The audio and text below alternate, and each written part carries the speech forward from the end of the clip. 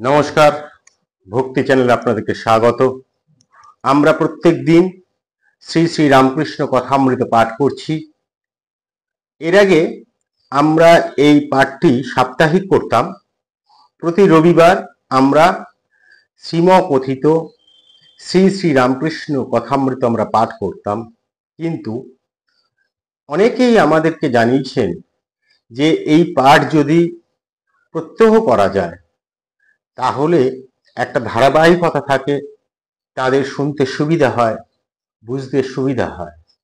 তাই এই পাঠটি আমরা এখন প্রত্যেক দিন দুপুরবেলা করছি। যারা আমাদের চ্যানেল এখন সাবস্ক্রাইব করেননি, আমরা অনুরোধ করব আমাদের চ্যানেলটি একটু সাবস্ক্রাইব করে দিন।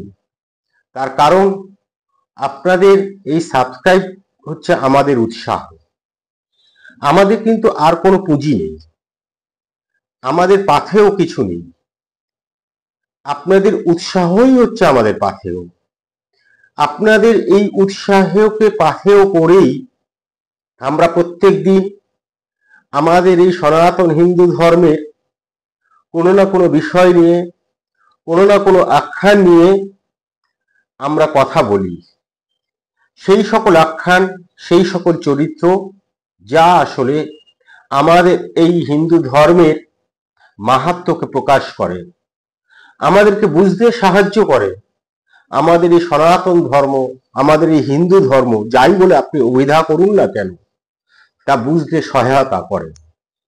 আর সেই কারণেই আমরা এই শ্রী শ্রী রামকৃষ্ণ কথামৃত পাঠ করছি। দেখুন, যাদের বিশ্বাস আছে তাদের কথা আমি বলবো না, কিন্তু পরম ঈশ্বরের প্রতি যাদের বিশ্বাস নেই, আমরা বলবো আপনারাও শ্রী শ্রী ঠাকুরের মুখনিসৃত বাণী শুনুন, এই কথামৃত আপনারা শুনুন।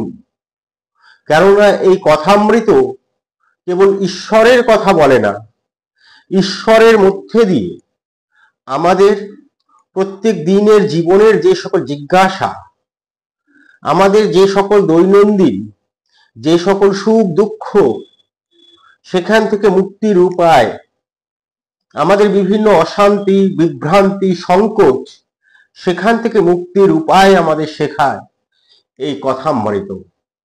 দেখবেন ভগবান কিভাবে আমাদেরকে পথ দেখায়। আপনারা বুঝতে পারবেন যে ঠাকুর অতি জটিল প্রশ্ন কিভাবে একেবারে সাধারণ ভাবে, আমরা তো সাধারণ, আমাদের ভাষায় তিনি বুঝিয়েছেন। এখানেই হচ্ছে ঠাকুরের মাহাত্ম্য। তাই অবশ্যই আপনারা শ্রী শ্রী রামকৃষ্ণ কথামৃত শুনুন। এই কথামৃত কেবল যে, আবারও বলি, ঠাকুরের মুখনিসৃত বাণী শুধু তাই নয়, এই কথামৃত হচ্ছে একটি দলিল। আমাদের সমাজ জীবন, তৎকালীন সমাজ জীবন, অর্থনৈতিক জীবন, সামাজিক জীবনের একটি দলিল আমরা দেখব কথামৃত। আমরা টানা পাঠ করতে পারি না, তার কারণ হচ্ছে এই কথামৃত এতটাই ভাবগম্ভীর যে তার ব্যাখ্যা না হলে আমাদের এই হৃদয়ঙ্গম হয় না। আমরা এখানে যারা এই কথামৃতে যে সকল চরিত্ররা উপস্থিত রয়েছে, আমরা দেখব ঠাকুরের কাছে যে সকল ভক্ত আসছেন, সেই ভক্তদের পরিচয়ও আমরা এখানে দিচ্ছি। প্রত্যেকের নাম ধরে ধরে আমরা তাদের একটি সংক্ষিপ্ত পরিচয় দিচ্ছি। সেই জন্য আমাদের সময়টা লাগছে। তার কারণ এই পরিচয় না দিলে আমরা বুঝতে পারবো না ঠাকুরের কাছে কারা আসতেন, ঠাকুরের আলোয় আলোকিত হয়ে তারা কিভাবে আমাদের এই সমাজ জীবনে, আমাদের এই সামাজিক জীবনে একটা নিজস্ব বলয় তৈরি করতে পেরেছিলেন। কিভাবে আমরা বাঙালি, যারা আমরা এই হিন্দু, তাদেরকে কিভাবে তারা এগিয়ে নিয়ে গিয়েছিলেন।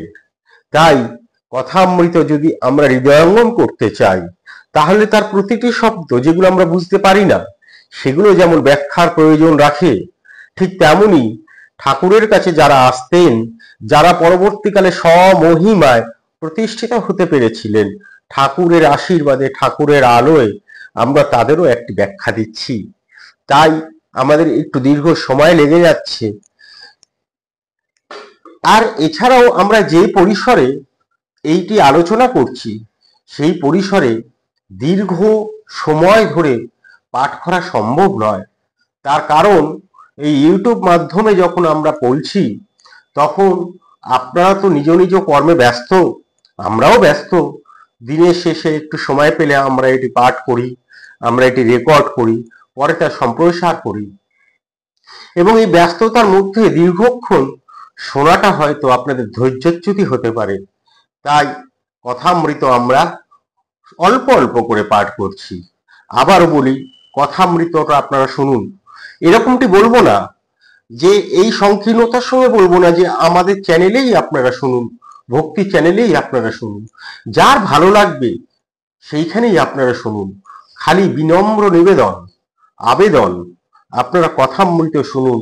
কথামৃত শুনলে এটুকু বলতে পারি, আপনাদের জীবন দর্শন, যেটাকে আমরা ফিলোসফি বলি, সেই জীবন দর্শনটা পাল্টে যাবে।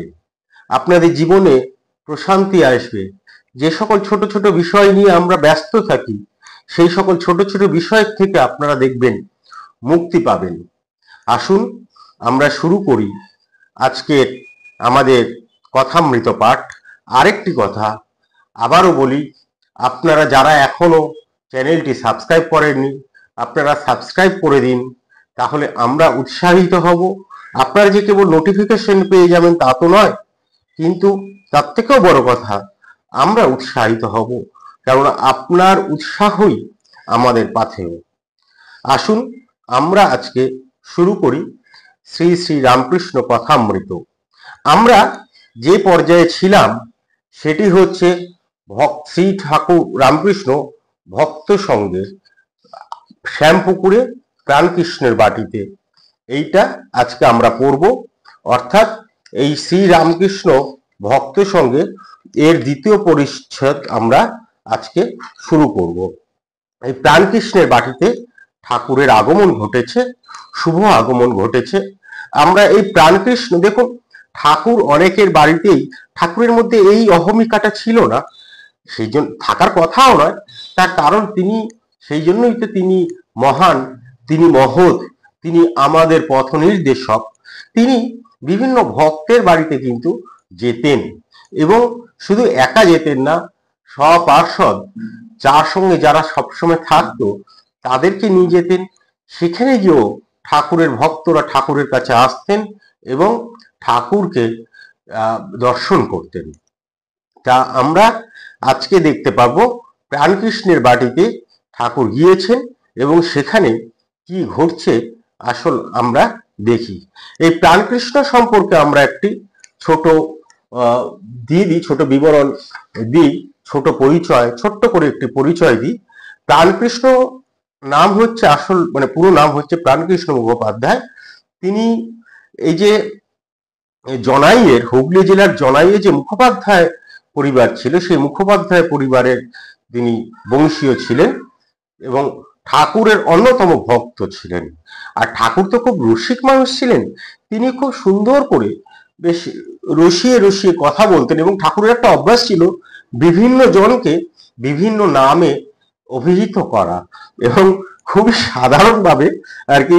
যিনি যেহেতু প্রাণকৃষ্ণ একটু স্থূলকায় ছিলেন, মোটা ছিলেন, তাই ঠাকুর ওই আমাদের মতনই সাধারণভাবে আমরা মোটাকে যেমন ভাবে বলি না, মোটা বলে ইয়ে করি, তা যেহেতু এবং এবং সঙ্গে তিনি বামন ছিলেন, ব্রাহ্মণ ছিলেন, তাই ঠাকুর তাকে মোটা বামুন নামে উল্লেখ করতেন।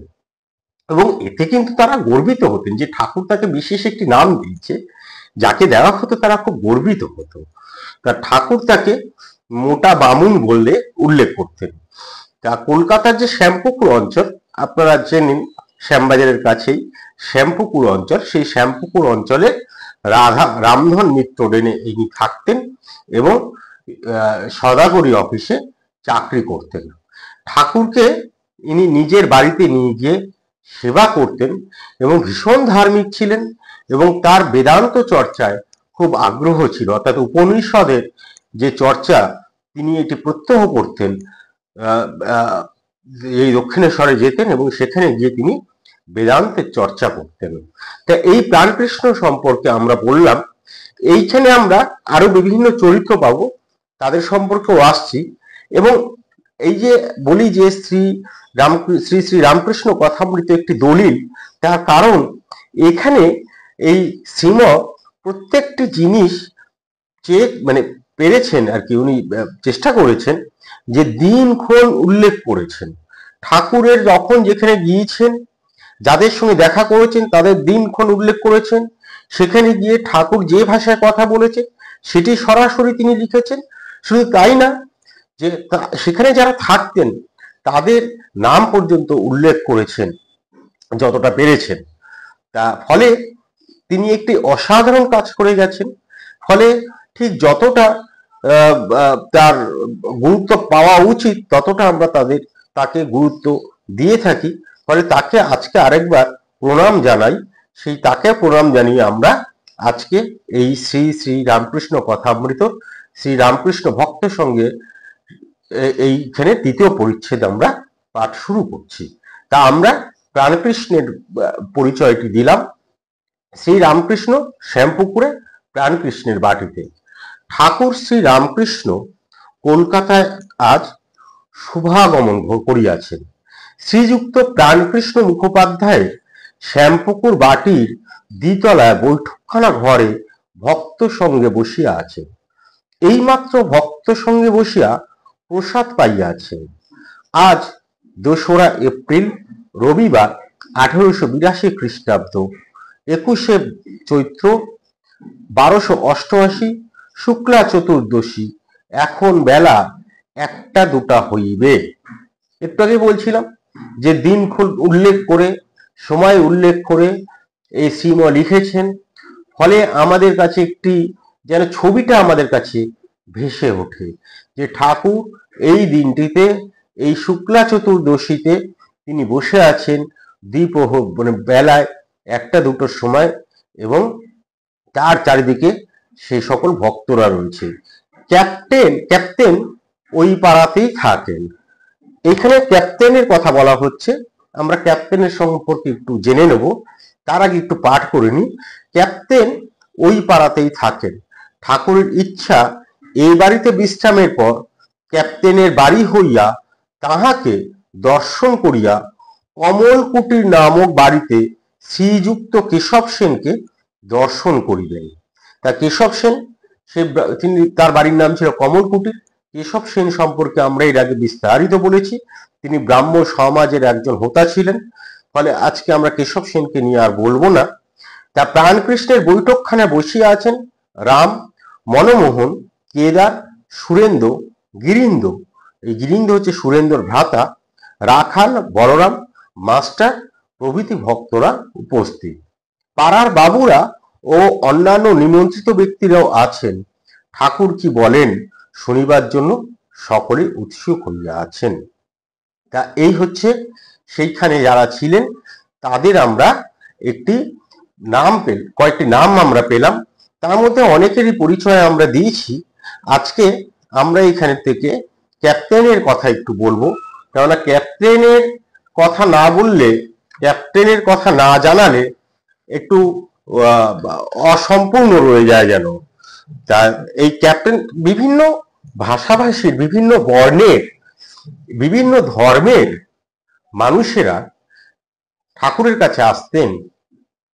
এবং আপনারা যদি কখনো রামকৃষ্ণ মিশন পরিচালিত যে সকল বিদ্যালয় রয়েছে সেখানে যদি আপনারা একটু দৃষ্টিপাত করেন, দেখবেন সেখানেও কিন্তু এই রীতি মানা হয়। বেলুর মঠের ক্ষেত্রে এই রীতি মানা হয়। আমি সেই জয়রাম বাটির ওখানে দেখেছি যেখানে ধর্মীয় ভেদাভেদ কখনো করা হয় না। ঠাকুরের পুজো সবাই করতে পারেন এবং ঠাকুরের কাছে সবাই যেতে পারেন। এইটি হচ্ছে ঠাকুরের একটি অন্যতম বিষয় ছিল রামকৃষ্ণের। এবং যেটি বলছিলাম যে বিভিন্ন বর্ণের, বিভিন্ন ধর্মের, বিভিন্ন ভাষাভাষীর মানুষেরা তার ভক্ত ছিলেন। তা ক্যাপ্টেন, যাকে আমরা, যার আসল নাম হচ্ছে বিশ্বনাথ উপাধ্যায়, তা তিনি আসলে শ্রী রামকৃষ্ণের নেপালি গৃহী ছিলেন। সেই গৃহী শিষ্য যারা যারা সংসারে থেকে ঠাকুরকে সেবা দিয়েছেন, ঠাকুরের আদর্শ মেনে চলেছেন, সেরকমই একজন নেপালি গৃহী শিষ্য ছিলেন এই ক্যাপ্টেন, যিনি বিশ্বনাথ উপাধ্যায়। আসলে ইনি শাস্ত্রজ্ঞ, নৈতিক শাস্ত্রজ্ঞ, সুপণ্ডিত ছিলেন ইনি, এবং কর্মযোগী ব্রাহ্মণ ছিলেন। একে ক্যাপ্টেন বলা হতো, তার কারণ হচ্ছে এরা বংশ পরম্পরায় কি ছিল, ওই সৈনিক। এনার পিতা হচ্ছে সেনাবাহিনীর সুবাদার ছিলেন এবং শিব ভক্ত, নৈষ্ঠিক শৈব ছিলেন, ধর্মপরায়ণ ছিলেন, সাহসী ছিলেন এবং দেশপ্রেমিক বলে এর যে পূর্বপুরুষরা ছিলেন ক্যাপ্টেনের, তারা ভীষণ খ্যাতিবান ছিলেন। এর স্ত্রী ছিলেন গোপালের উপাসক এবং ভক্তিমতী মহিলা। এই ক্যাপ্টেন কি হয়েছে, শ্রী রামকৃষ্ণের সঙ্গে মিলিত হওয়ার আগেই, দেখুন কত বড় ভক্ত ছিলেন ইনি ঠাকুরের, ঈশ্বরের। বুঝতে পারি শ্রী রামকৃষ্ণের সঙ্গে মিলিত হবার পূর্বেই তাকে স্বপ্নে দর্শন করেছিলেন। ফলে যখন নাকি দর্শন হলো, তখন তো চিনে ফেলে, মানে এ তো আগেই স্বপ্নে তাদের দর্শন হয়ে গেছে, তার আলাপ হয়ে গেছে, নতুন করে আর আলাপের প্রয়োজন হয়নি। কর্মজীবনে ধর্ম করলে তো এরকম ব্যাপার না, ধর্ম করছি মানে কর্ম করব না। এর আগে আমরা দেখেছি ঠাকুর নিজেই বলেছে, কর্ম করো, সংসার চালাতে হবে, বাঁচতে হবে, ব্যবসায়ীকে ব্যবসা করতে হবে। হ্যাঁ, সেই যিনি চাকরি করেন তাকে চাকরি করতে হবে। তা কর্ম করো, কর্ম করে ধর্ম করো। তা কর্মজীবনে এই বিশ্বনাথ কলকাতার এই কাছেই নেপাল রাজ সরকারের ভারপ্রাপ্ত কর্মচারী ছিলেন। পরবর্তীকালে তিনি এতটাই কর্মবীর ছিলেন এবং কর্মকুশলী ছিলেন এবং সৎ ছিলেন, এর জন্য তিনি অনেকটা চাকরি জীবনে অনেক উন্নতি করেছিলেন। তাই নেপাল সরকার তাকে ক্যাপ্টেন এই উপাধিতে ভূষিত করেন, আর এই জন্যই ঠাকুর তাকে ক্যাপ্টেন বলে উল্লেখ করতেন এবং ঠাকুর এর খুব প্রশংসা করতেন, কেননা ইনি ছিলেন পরম ভক্ত।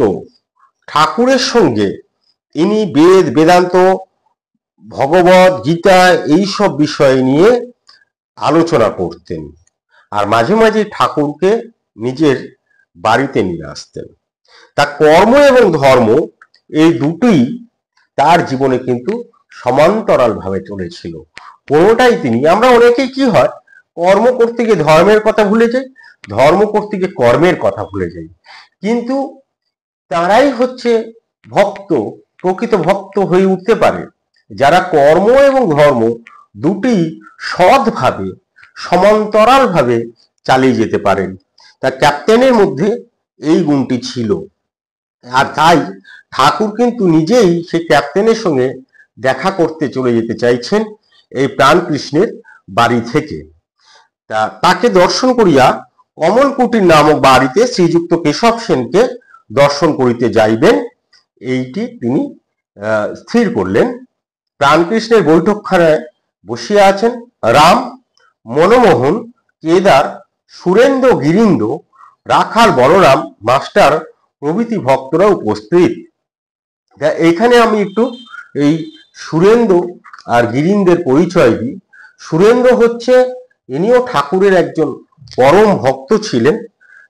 তার কথা যদি আমরা একটু না বলি, তার যে কৃতিত্ব সেটা যদি আমরা একটু না শুনে নিই, তাহলে কি হবে, এটা একটু অসম্পূর্ণ রয়ে যাবে বলে মনে হয়। ফলে আমরা একটু সুরেন্দ্রর কথা জানি। এই সুরেন্দ্র হচ্ছেন সুরেন্দ্রনাথ মিত্র, ঠাকুরের অনেক গৃহী ভক্ত ছিলেন। ঠাকুরের তো একটা হচ্ছে ত্যাগী ভক্ত, যারা এই স্বামীজি মানে নরেন্দ্রনাথ দত্ত, পরবর্তীকালে স্বামী বিবেকানন্দ, হ্যাঁ, রাখাল মহারাজ, এরা তো সব, এর কালকে আমরা অবধূতের কথা আলোচনা করেছি, এরা তো সব হচ্ছে ত্যাগী ভক্ত, এরা সন্ন্যাস নিয়েছে, এরা ঠাকুরের বাণী সারা দেশ জুড়ে, সারা বিশ্ব জুড়ে এরা প্রচার করেছে। এছাড়া অসংখ্য গৃহী ভক্ত ছিলেন যারা সংসার যাপন করেছে, কর্ম করেছে, কর্মজীবন তারা কাটিয়েছে, আবার ভক্তি জীবনে কাটিয়েছে। এই সবকিছু সমান্তরাল ভাবে সমান দায়িত্বের সঙ্গে কিন্তু করে গেছেন। সেরকমই সুরেন্দ্রনাথ মিত্র ছিলেন ঠাকুরের গৃহভক্ত এবং স্পষ্ট বক্তা। প্রথম জীবনে এই সুরেন্দ্রনাথ ছিলেন নাস্তিক। এই নাস্তিক অনেককেই আমরা দেখেছি ঠাকুরের সংস্পর্শে এসে এরা অনেকেই কিন্তু নাস্তিকতা ভুলে গিয়ে ঠাকুরের প্রতি আকৃষ্ট হয়ে ভগবানের সেবায় নিজেকে নিয়োজিত করেছেন। তার 30 বছর বয়সে বন্ধু রামচন্দ্র দত্ত ও মনমোহন মিত্রের আগ্রহে অত্যন্ত অবিশ্বাসী মনে দক্ষিণেশ্বরে ঠাকুরকে দর্শন করতে যান। কিন্তু এই ঠাকুরের কাছে গিয়ে পড়লেই যেটা হতো, অনেক ব্রাহ্ম, অনেক নাস্তিক তারা বাধা পড়ে যেতেন, ঠাকুরের আলোয় তারা আটকে যেতেন, ঠাকুর তাকে টেনে নিত। এখন সেখানে যখন যান বন্ধু রামচন্দ্র দত্ত আর মনমোহন মিত্রের আগ্রহে, এক অবিশ্বাসী মন নিয়ে গেছেন, সেইখানে গিয়ে তিনি ঠাকুরের বাণী শুনে সেই তার নাস্তিকতার কথা ভুলে যান এবং সর্বদাই তিনি শ্রী রামকৃষ্ণকে স্মরণ করতে থাকেন, মনের মধ্যে তার কথাই ভাবতে থাকেন। বহুবার দক্ষিণেশ্বরে ঠাকুরের সান্নিধ্য লাভের জন্য যেতে থাকেন। অপরপক্ষে শ্রী শ্রী ঠাকুরও অনেকবার তার এই যে শিমুলিয়ায় তার এর একটা বাড়ি ছিল সিমলা অঞ্চলে, যেটি এখন ওই বিডন স্ট্রিট, সম্ভবত বিডন স্ট্রিট ওই অঞ্চলের নাম, হেদুয়া থেকে বিডন স্ট্রিট যে নাম রাস্তাটা গিয়েছে ওটাকে শিমুলিয়া বলা হতো। হ্যাঁ, তা সেই শিমুলিয়ায় তার এই ভক্তটির বাড়িতে কিন্তু অনেকবারই গিয়েছেন।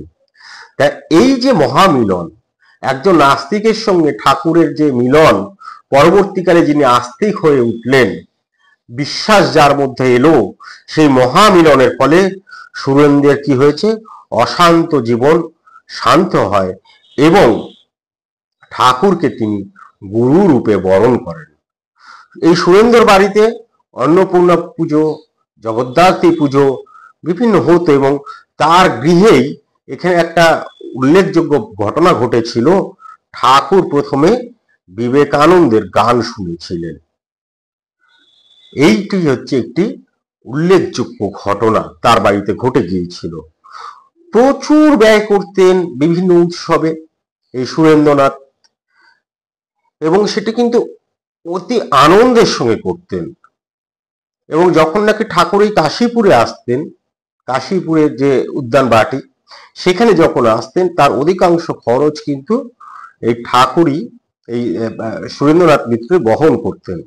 তাই ঠাকুর তাকে রসদ্দার বলে উল্লেখ করতেন। একটু আগেই বললাম ঠাকুর বিভিন্ন জনকে বিভিন্ন নামে অভিহিত করতেন, তা ঠাকুর তাকে রসদ্দার বলে উল্লেখ করতেন। ঠাকুরের এই যে যখন বেঁচে থাকাকালীনই 1881 খ্রিস্টাব্দে দক্ষিণেশ্বরে ইনি এই সুরেন্দ্রনাথ নিজের খরচে এবং উদ্যোগে শ্রী রামকৃষ্ণ জন্ম উৎসব প্রবর্তন করেন এবং পরবর্তীকালে এই উৎসবের খরচ তিনি দিয়েছেন। ঠাকুরের দেহরক্ষার পরে সুরেন্দ্রনাথ ত্যাগী সন্তান যারা ছিলেন তাদের সেবার জন্য তো অর্থ প্রয়োজন, অবশ্যই প্রয়োজন, সেই অর্থ কিন্তু সুরেন্দ্রনাথ সমানতালে জমিয়ে গিয়েছেন। 1890 খ্রিস্টাব্দের মে মাসে, এইটি মে মাস চলছে, এই মে মাসেই এই পরম ভক্ত সুরেন্দ্রনাথ আমাদের ছেড়ে চলে যান। তা এই সুরেন্দ্রনাথের একটি পরিচয় আমরা পেলাম। তা এই পরিচয় দিতে গিয়ে অনেকটি সময় চলে যায় বুঝতে পারি, কিন্তু এটি বড় প্রয়োজন। এবং এরপর আমরা পাবো হচ্ছে গিরীন্দ্র। গিরীন্দ্রনাথ ছিলেন এই সুরেন্দ্রনাথ, গিরীন্দ্রনাথ মিত্র ছিলেন এই সুরেন্দ্রনাথ মিত্রের ভাই। এটি শ্রীম নিজেই উল্লেখ করেছেন। তা ইনিও সুরেন্দ্রনাথের মতন রামকৃষ্ণের অন্যতম গৃহী ভক্ত ছিলেন। ইনি ঠাকুরকে প্রথম দর্শন করেন 1881 খ্রিস্টাব্দে।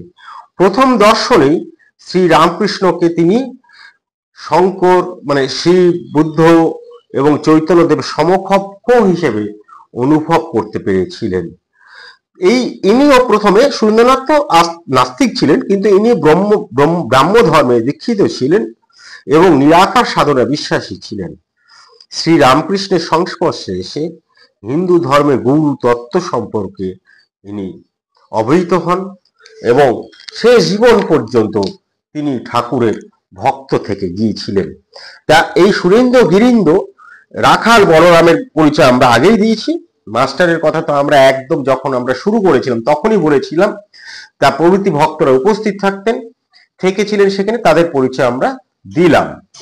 এইবার একটি অসাধারণ বিষয় আমরা জানতে পারবো বা কথা বলবো, সেটি হচ্ছে জগৎ এবং তার ঐশ্বর্য এবং ঈশ্বর, এই নিয়ে আমরা কথা বলবো।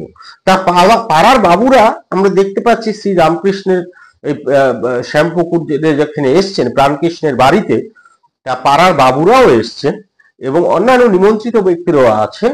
তা সেখানে ঠাকুর কি বলবেন সেটা শোনার জন্য সবাই উৎসুক হয়ে আছেন।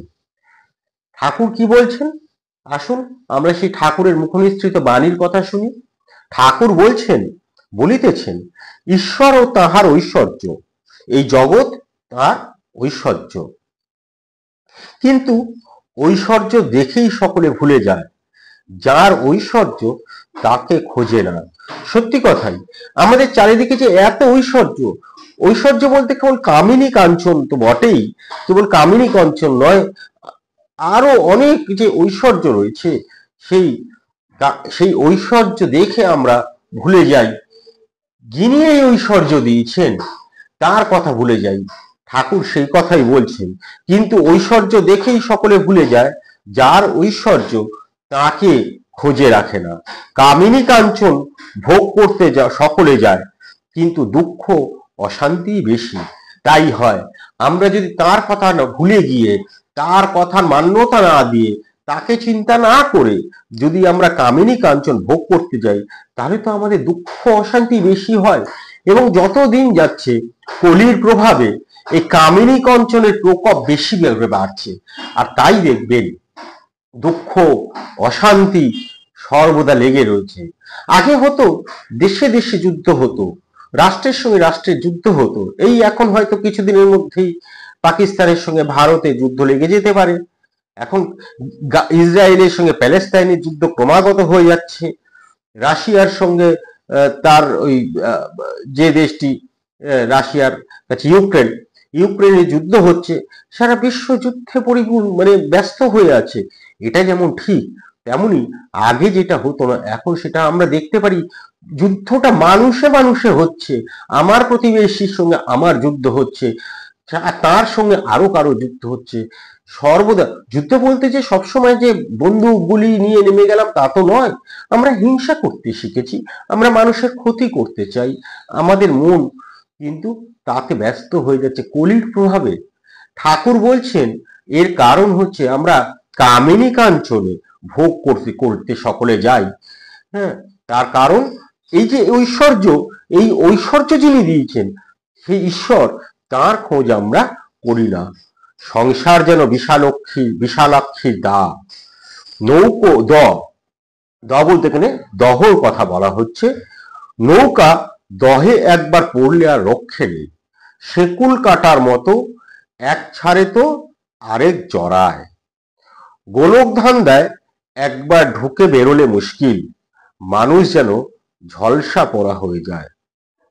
কি অসাধারণ কথাটা ঠাকুর আমাদেরকে বললেন, যে ঈশ্বর এবং তার ঐশ্বর্য, এই কামিনী কাঞ্চন আমাদের কিভাবে ক্ষতি করছে সেইটি ঠাকুর সরলভাবে আমাদের ভাষায় আমাদের মতন করে বললেন। এবং ঠাকুরের প্রত্যেকটি কথায় আমরা দেখব অসাধারণ তিনি উপমা ব্যবহার করেন, উদাহরণ দেয়, যা আমাদের, এবং এই উদাহরণ বলুন উপমা বলুন সেগুলো কিন্তু আমাদের দৈনন্দিন জীবনের থেকে সেই উদাহরণ তুলে আনেন। ফলে ঠাকুরের বাণী এতটা মধুর হয়ে যায়, এতটা সহজ হয়ে যায় আমাদের কাছে। এবার আমাদের এই ঠাকুর এই যখন কথা বললেন যে মানুষ যেন ঝলসা পোড়া হয়ে যায়, তখন তো আমাদের মধ্যে ভয় হয়, তখন আমরা তো জানতে চাই। ঠিক একজন ভক্ত সেই সময় জানতে চেয়েছিল যে তাহলে এখন উপায় উপায় সাধুসঙ্গ আর প্রার্থনা। শ্রী রামকৃষ্ণ বললেন উপায় সাধুসঙ্গ আর প্রার্থনা। বৈদ্যের কাছে না গেলে রোগ ভালো হয় না, সাধুসঙ্গ একদিন করলে হয় না, সর্বদাই দরকার। রোগ লেগেই আছে। আবার বৈদ্যের কাছে না থাকলে নারী জ্ঞান হয় না, সঙ্গে সঙ্গে ঘুরতে হয়, তবে কোনটি কফের নারী কোনটি পিত্তের নারী বোঝা যায়। তাহলে দেখলেন কি অসাধারণ ভাবে তিনি আমাদেরকে বুঝিয়ে দিচ্ছেন। এই বৈদ্য এবং রোগী, এই যে তুলনা করলেন, এই যে উপমাটা দিলেন, বৈদ্যের কাছে না গেলে রোগ ভালো হয় না, অর্থাৎ আমাদের যদি ঈশ্বরের কাছে না যাই তাহলে আমরা কিন্তু ওই কামিনী কাঞ্চনের মোহ থেকে বেরিয়ে আসতে পারবো না। একজন বৈদ্যর কাছে রোগে না গেলে যেমন রোগ ভালো হয় না, তেমন ঈশ্বরের কাছে না গেলে কিন্তু আমাদের এই কামিনী কাঞ্চনের মোহ থেকে, সংসার যাপনের থেকে বেরিয়ে আসতে পারবো না। কিন্তু গেলেই তো হবে না, আমরা বৈদ্যর সঙ্গে থাকলেই জানতে পারি কোনটা কফের নারী আর কোনটা পিত্তের নারী। তেমনি আমরা যদি সেই ঈশ্বরের সঙ্গে সময় কাটাই তাহলেই আমরা জানতে পারবো কোনটি মোহ কোনটি মায়া কোনটি মোক্ষ। ঠাকুর যেন এই কথাটাই বলতে চেয়েছে। এরপরে সেই ভক্ত বলছেন যে সাধু সঙ্গে কি উপকার হয়? শ্রী রামকৃষ্ণ, ঈশ্বরে অনুরাগ হয়, তার উপর ভালোবাসা হয়, ব্যাকুলতা না হলে কিছুই হয় না। সাধু সঙ্গ করতে করতে ঈশ্বরের জন্য প্রাণ ব্যাকুল হয়। যেমন বাড়িতে কারো অসুখ হলে সর্বদাই মন ব্যাকুল থাকে কিসে রোগী ভালো হয়। আবার কারো যদি কর্ম যায়, সে ব্যক্তি যেমন আপিসে আপিসে ঘুরে ঘুরে বেড়ায়, ব্যাকুল হতে হয় সেই রূপ। যদি কোনো অফিসে বলে কর্ম খালি নেই, আবার তারপর দিন এসে জিজ্ঞাসা করে আজ কি কর্ম খালি হয়েছে। তা এই হচ্ছে ঠাকুর সহজভাবে আমাদের বুঝিয়ে দেয় যে ঈশ্বরে কিভাবে অনুরাগ আমাদের তৈরি করতে হয়, তার উপর কিভাবে ভালোবাসা তৈরি হয়। তিনি বলছেন যে যদি ব্যাকুলতা না আসে তাহলে সত্যিই কিছু হয় না। আর সাধু সঙ্গ কেন করব? সাধু সঙ্গ করলে আমাদের ঈশ্বরের জন্য প্রাণ ব্যাকুল হয়। ঠিকই তো, বাড়িতে কারোর যদি আমাদের প্রিয়জনের যদি অসুখ হয় তাহলে কি হয়? আমরা সর্বদাই ব্যাকুল হয়ে থাকি যে কিসে আমাদের এই রোগী ভালো হতে পারে। আবার কারোর যদি কাজ চলে যায় তখন তো আমরা সেই ব্যক্তি নতুন অফিসে গিয়ে যোগাযোগ করে একটা কি কর্মখালি আছে। আমরা এখন বিভিন্ন মানুষকে বলি না ভাই আমার একটা কাজ দরকার, হ্যাঁ এবার সে বলো দেখছি দুদিন পর। আবার আমরা যাই, গিয়ে বলি দেখ না দুদিন হলো কাজের কোনো সন্ধান পেলি। যেখান থেকে যেটুকু আশা পাওয়া যায় সেই আশার উপর আমরা নির্ভর করে বেঁচে থাকি। ঠিক ঠাকুরের ক্ষেত্রেও তাই, ঈশ্বরের ক্ষেত্রেও তাই। অফিসে অফিসে যেমন ঘুরে বেড়াতে হয় কাজের জন্য, তেমনি সাধুর জন্য গেলে, সাধুর কাছে গেলে সাধু সঙ্গ সেরকমই একাগ্রতার সঙ্গে করতে হয়। এবং এই সাধু সঙ্গ করলেই ঈশ্বরের জন্য আমাদের প্রাণ ব্যাকুল হয়ে ওঠে। আর যে কোনো কিছুর জন্য যদি আমাদের প্রাণ ব্যাকুল না হয়, যা নিত্য তার জন্য কিন্তু প্রাণ যদি আমাদের ব্যাকুল না হয় সেই নিত্যকে আমরা লাভ করতে পারবো না। তা এই হচ্ছে ঈশ্বরকে পাওয়ার একমাত্র উপায় ঠাকুর বলে দিচ্ছেন। আরেকটি উপায় হচ্ছে ব্যাকুল হয়ে প্রার্থনা। তিনি যে আপনার লোক তাকে বলতে হয় তুমি কেমন, দেখা দাও, দেখা দিতেই হবে। তুমি আমাকে সৃষ্টি করেছো কেন? শিখরা বলেছিল, এরপরেই দেখুন ঠাকুর কি অসাধারণ বলছেন যে ঈশ্বর হচ্ছে দয়াময়, কিন্তু ঠাকুর সেই ঈশ্বর কেন দয়াময়, হ্যাঁ এবং সেটাকে কি সুন্দর বলছে দেখুন। শিখরা বলেছিল ঈশ্বর দয়াময়, আমি তাদের বলেছিলাম দয়াময় কেন বলবো, তিনি আমাদের সৃষ্টি করেছেন যাতে আমাদের মঙ্গল হয়, তা যদি করেন সে কি তার আশ্চর্য? বাবা মা ছেলেকে পালন করবে, সে আবার দয়া কি?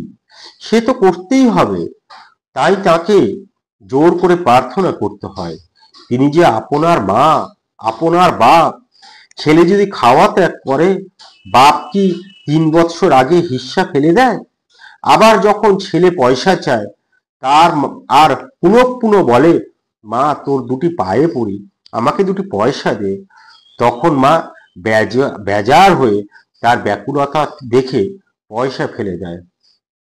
সাধু সঙ্গ করলে আরেকটু উপকার হয়। দেখুন কি অসাধারণ এখানটি বললেন যে ঈশ্বরকে কিভাবে আমরা প্রার্থনা করব এবং ঈশ্বরকে কতটা আপন ভাবলে আমরা বলি ঈশ্বর দয়াময়। তিনি বলছেন না, ঈশ্বর দয়াময় হবেন, এটা আশ্চর্য কি! কতটা আপন ভাবলে এইরকম ভাবে বলতে পারে। কতটা একাত্ম হলে, ঠাকুর কতটা একাত্ম হয়েছিলেন বলে এই কথা বলতে পারছেন, যা আমরা এরকম ভাবে ভাবতে পারিনি এতদিন। কিন্তু ঠাকুর আমাদেরকে শেখাচ্ছেন যে এইভাবে ভাবো। ঈশ্বর তো আমাদের সৃষ্টি করেছেন, ঠিকই তো, তিনি তো আমাদের বাবা মা, ফলে তিনি দয়াময় হবে, এতে আর আশ্চর্য কি? তিনি তো আমাদের জন্যই করবেন। তারপর বলছে সাধু সঙ্গ করলে আরেকটি উপকার হয়, সৎ সৎ বিচার হয়। সৎ নিত্য পদার্থ অর্থাৎ ঈশ্বর। আসলে নিত্য মানে কি? নিত্য মানে হচ্ছে যার বিনাশ নেই, যার ক্ষয় নেই, যা সৃষ্টি বা ধ্বংসের বাইরে, যা পরিবর্তনশীল নয়। আত্মা বা ব্রহ্মাণ্ডের এই যে নিত্য হিসেবে আমরা বিবেচনা করি। আর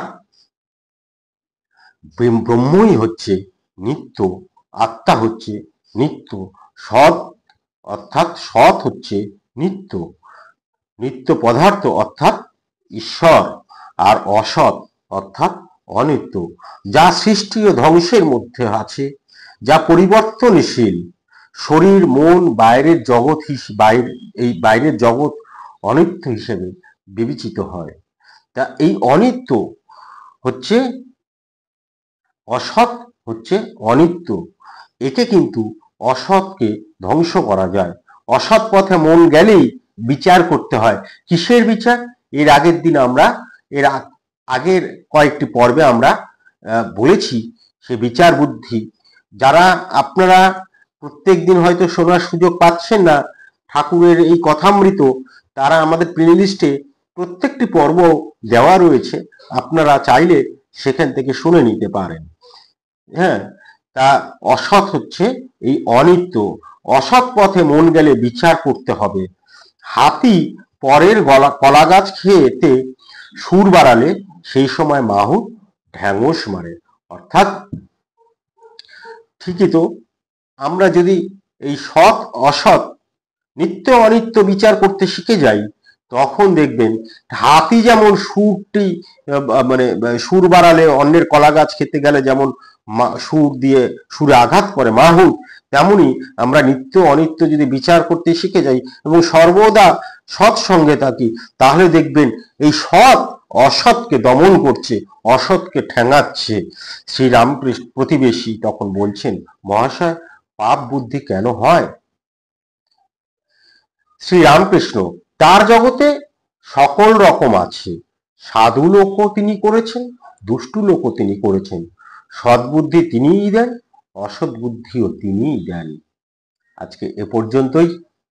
এর পরের দিন আমরা এই যে পাঠ করছিলাম দ্বিতীয় পরিচ্ছেদ, শ্রীরামকৃষ্ণ শ্যামপুকুরে প্রাণকৃষ্ণের বাটিতে আসার পর কি ঘটছে, কি সকল কথাবার্তা হচ্ছে, সেগুলো আমরা পাঠ করছি, পাঠ করে জানছি, তাই আপনাদেরকে জানাতে পারছি। তা আজকে ইতিমধ্যে আমরা প্রায় 40 মিনিট অতিক্রান্ত করে ফেলেছি। আজকে আর আমরা দীর্ঘ করছি না। আমরা আজকে জানলাম সাধু সঙ্গ, ঈশ্বর, প্রার্থনা, এগুলো কেন করব, কেন সাধু সঙ্গের প্রয়োজন হবে, সেগুলি আমরা জানতে পারলাম এবং খুব সহজভাবে জানতে পারলাম। কেন দুষ্টু লোক তিনি ঠাকুর সৃষ্টি করেছেন, আর কেন সৎ মানুষও সৃষ্টি করেছেন ভগবান। পাপ বুদ্ধি কেন হয়, এর পরদিনের আলোচনায়, পরদিনের পাঠে আমরা সেটি জানব।